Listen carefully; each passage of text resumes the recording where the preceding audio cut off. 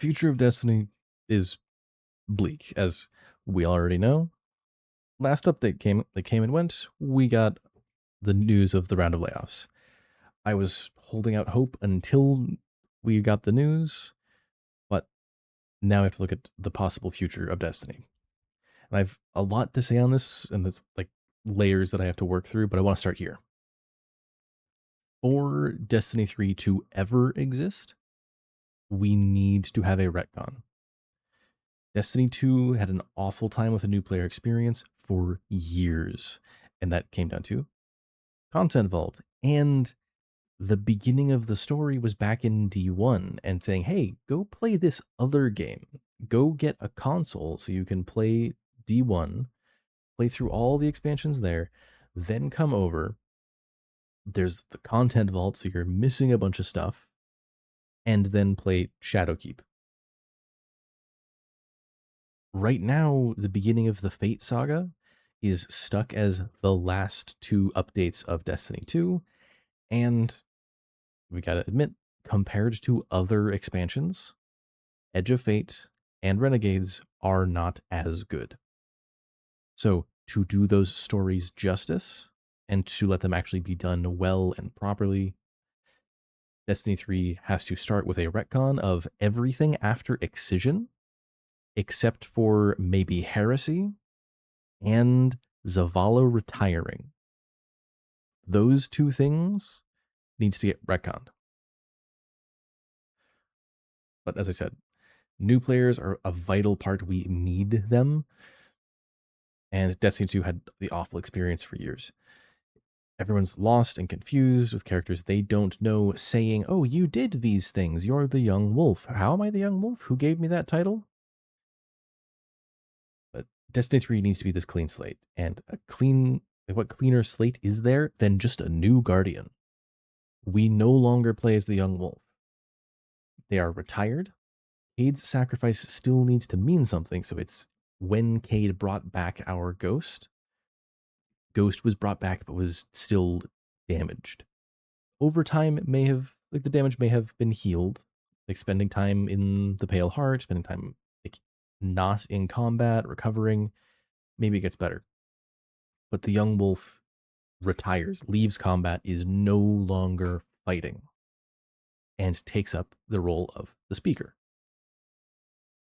So, as the new speaker, yes, Micah 10 was kind of set up for that, but the events in Excision, that moment of like, come on, just bring back. He's just one ghost. You made an army of them, please. He's just one ghost. Bring him back. That talking to the traveler, and then Cade appears. We are in that vision, that glowing space full of light.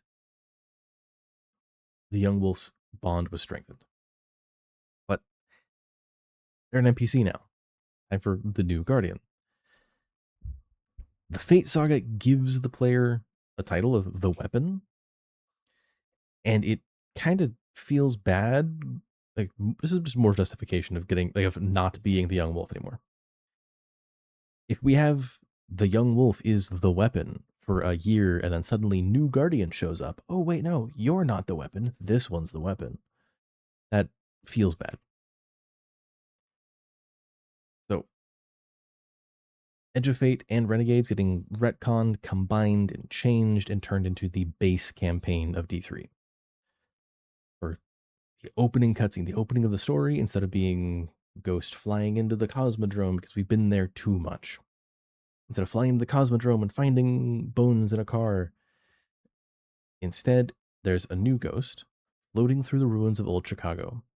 Individual enemies from different factions are appearing in a strange flash, firing a shot, and then disappearing.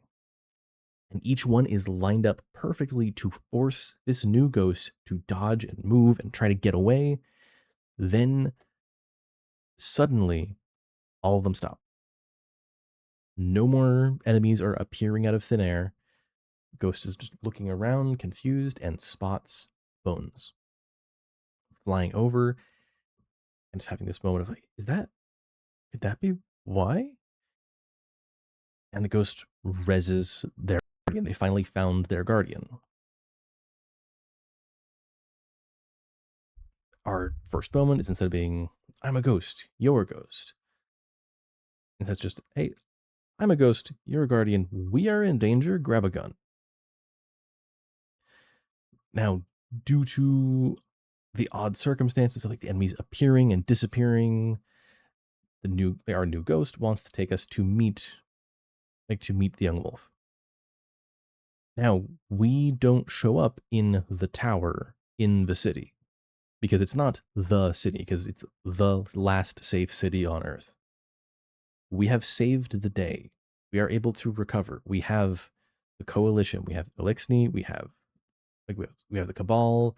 We have Vex that are willing to work with us now. We have Luzaku. We've got people from the 4 base enemy factions who are all on our side. So we don't arrive in the tower of the last safe city, but in a new city. I am very fond of 5s instead of 7s, so I would have said the 5th city, but Bungie would definitely call it like the 7th city. But it wouldn't have a name yet. The name would come once we finish the campaign, because this is a city that's only just being built. Now I'm thinking of like, hey, have it in Australia. And the ghost doesn't have us, it tells us to land in kind of like the watchtower in Neomuna, where like you spawn in, Nimbus is there, yikes. But it's a smaller tower that's letting you look over the kind of small settlement. It's not it's not a full city yet. But you're able to jump down, and that's where all the vendors are. But instead, we appear up on that small tower. Now it's been years, like in my vision here, it's been years since the Traveler, since Excision, since we kicked the witness's butt, and the Traveler has healed. Not fully, but definitely doing better. We land and we have this moment of walking up to the young wolf who's looking out at the Traveler who has come to kind of see this new settlement be built. But when you approach, the speaker, the young wolf, matches your class. If you are playing a male exo warlock, then the speaker is a male exo warlock. If you're playing a female hunter, a female like awoken hunter, then it's a female awoken hunter. The young wolf matches you. Now you're probably not going to actually know, the only really going to be able to tell from like, if they're an exo or not, because I'm thinking that no matter what, they have the speaker's sight on, because that is supposed to strengthen the connection to the Traveler to understand the messages you receive. Now, as I said before, I want to keep Zavala's retirement. He retired, he's out. So the Vanguard mentors are just Ikora and Crow. This is important for something I'm going to talk about later, not in this video, but something farther on. But right now it's that the Titan slot is empty.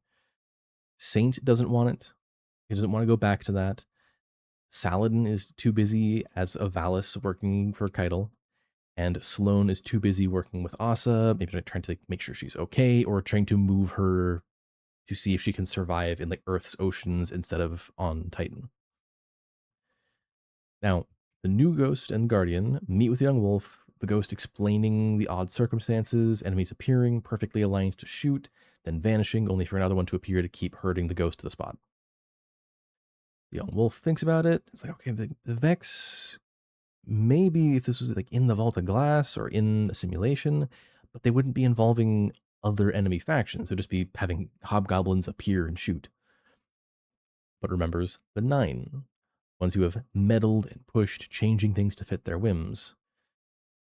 Young Wolf doesn't tell us yet, instead saying, hey, go train in, I'm just saying our new zone is the wilds, saying you're not allowed to go to Old Chicago, which is where we started. Instead, you go out to this outback area and you're practicing, training, learning more there. You're not allowed to go to Old Chicago yet. After leveling a bit, then the young wolf sends us to meet Ikora, who tells us the Hidden have been investigating Old Chicago for a while, and the circumstances of us getting rezzed. has kind of brought up some like new information. Uh, like finding strange readings in the spots where the enemies appeared and disappeared. We are finally allowed to go. We work with Ikora and some of the hidden, investigating the building where we were, finally able to push in. We, the new Guardian, and some hidden agent, but not Ikora, are exploring the DEO office, finding mixes of different tech levels, of like stuff from the 60s, the 90s, current modern things, and things in the future. We explore and eventually find a room where there's a skeleton on the floor next to an empty pedestal that has these same readings from outside, but the readings are climbing. They're going up and up and up and up and up and up and up. Suddenly, the skeleton starts to rise and float, glowing, shaking, then suddenly stops, dropping to the ground, is a man in a suit curled up and shaking, like looking like he's just witnessed hell. He's clutching an old phone with a cut cord. We, as people who've played Edge of Fate, know this is Lodi. But this is Lodi right after he's just been ripped through time. He has witnessed everything. Remember in Edge of Fate, the vision of him seeing everything when he finally tells us what happened of, oh, he saw all these things throughout time.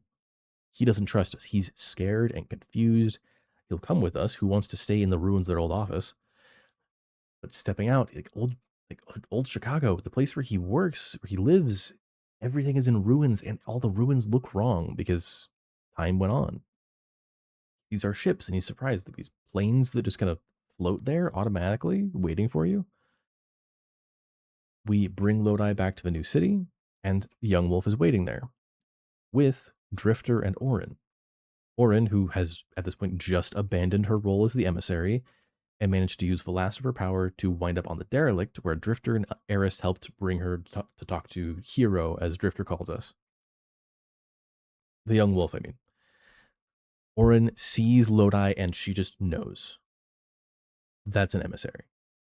But she's really concerned because she just quit her job. She just quit and suddenly her replacement is there. This is too convenient. She's worried that the Nine are coming back for vengeance. So Orin's a little cagey, doesn't want to talk. And Orin wants to leave. Drifter goes with. Ikora approaches, who is exploring a different part of the building.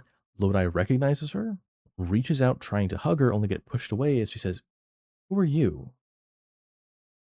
And that's kind of the end of the intro, where like in D2 vanilla, that would be going into the EDZ, getting our subclass back, and then reaching Titan. We've done a little bit in the EDZ, a little bit on Titan, and this starts setting us up to learn a bit more. Now, I'm thinking we need to have a good balance between inner nine and outer nine locations. I've already listed off Old Chicago and, again, the wilds. So that's two things on Earth. I feel like we need more than just saying, oh, we're going to get Venus or we're just going to get Mars. Not a location we've been to before, but it's some other area on Mars or other area on Venus. We've got 3 there. Then we get 3 from the outer 9. So it's really just pick one between the 4 outer 9 and that one doesn't get a location. But we go through, we're exploring these areas, learning more about what's going on. And we work with Lodi since we're both new to this post-apocalypse. He marvels at the views on each planet, admiring the natural areas and mourning the ruins, even ones that he'd never could have possibly known would exist. Eventually, he opens up a bit, letting go of Odysseus Protocol, the whole "I'm Lodi," and then eventually revealing "I'm Louis Yarrow." By this point, we are already aware that the Nine are involved. Orin has maybe let something slip, or maybe she's told Drifter, who has come to tell us and told the young wolf. But Lodi is starting to have visions. And at a couple points, as we are going through these areas, learning what's going on, Lodi occasionally starts talking a little weird, as whichever one of the 9 we are on, because we're on the planet, whichever one of them we are on speaks through Lodi a little bit. in So on Earth, when we're in old Chicago, maybe looking around a bit more, 3 talks to us because I don't intend to kill off 3. On Venus, 2 talks to us. On Mars, 4 talks to us. We're going around and they're communicating with us a little bit. And we have been through Lodi, they have called us weapon. We still get that same scene we got in Edge of Fate where Lodi and Orin both float up into the air and the 9 use them to have their vote. They're channeling the 9. They approve the new emissary. Like we get, I don't know, 5 to 7 votes confirming the new emissary. Then the vote to unsheathe the weapon is called. We get 5 votes in favor from 1, 2, 3, 4, and 9. Then we get 5 votes against. Because the outer 9 have started making a black hole. I'm thinking in the reef of it's pulling asteroids together and it's forming not quite a planet, but it is forming something, and it is just enough to create another member. Just enough to make another of the 9, which allows the outer 9 to force a deadlock on any vote. Oh, you want to do a thing? You have 5 for, 5 against. Doesn't happen. 5 for, 5 against. Always. Now, I see the campaign going one of a couple ways. Each side picks a weapon. The outers have to bind themselves to their weapon. Where the inners chose us. They arranged for us to be rezzed. We're already a light bearer. We have this power. Whoever the outers pick for their weapon, one of them has to bind themselves to it. So I'm thinking, what would it be? 5, 7, or 8? I forget which one when we tied to Neptune. Oh, that would be 8, wouldn't it? So let's go with 7. So 5 or 7. One of them fully binds themselves to their weapon to give them enough power to fight us. In the end, we kill that weapon. And that kills the 9 that was bound to it, putting us back into 5 inners, 4 outers. We're back in the majority again, but we have killed one of the 9. We have done it. It has happened on screen. It was our actions, not we finish the campaign and then we get this weird cutscene that actually happened a month ago. Because when we finish Edge of Fate, when we fight Lavask, we beat him, Lodi gets there, we drop the hall into the black hole, 3 is back and possesses Lodi. But every spot where the conductor shows up, that was a month ago. Because when you get to the gorge, she says, oh yeah, I've already done what I came here for.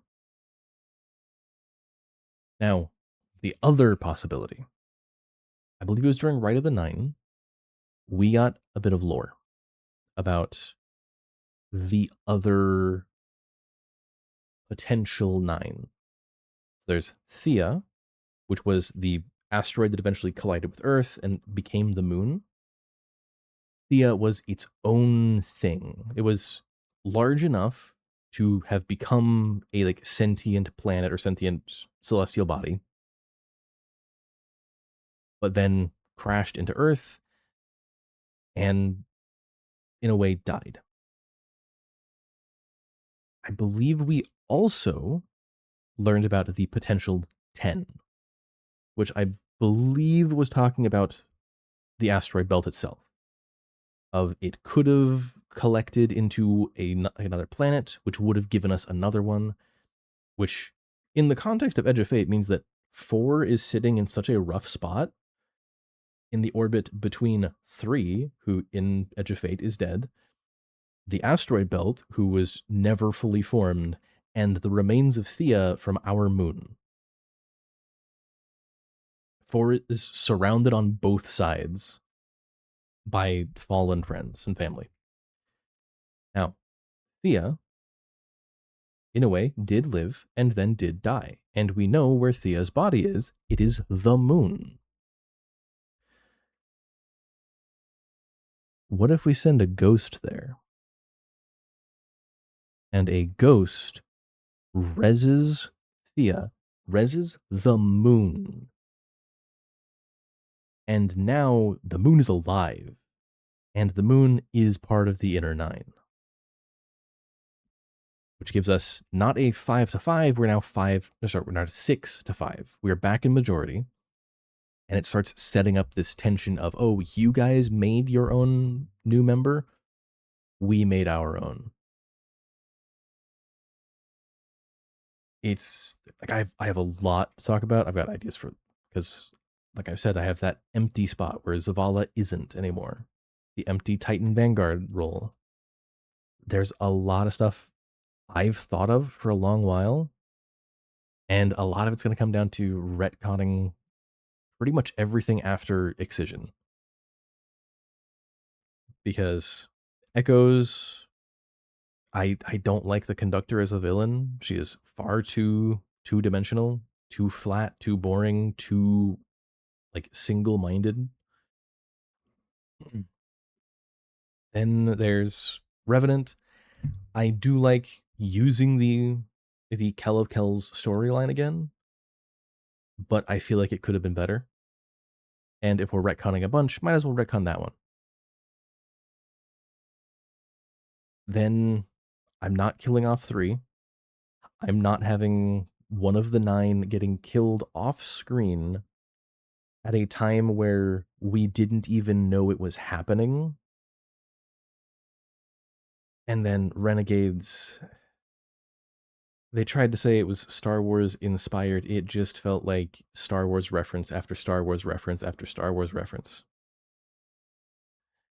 And even then,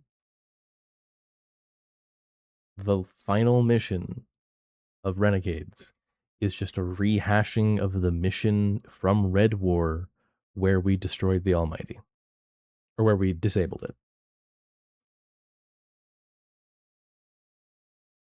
Now, I'm going to make videos going over the rest of these, like more and more details. I can see exactly what needs to happen, but it's Sony. We know it's going to happen. So, have a good one and subscribe so you can find out more.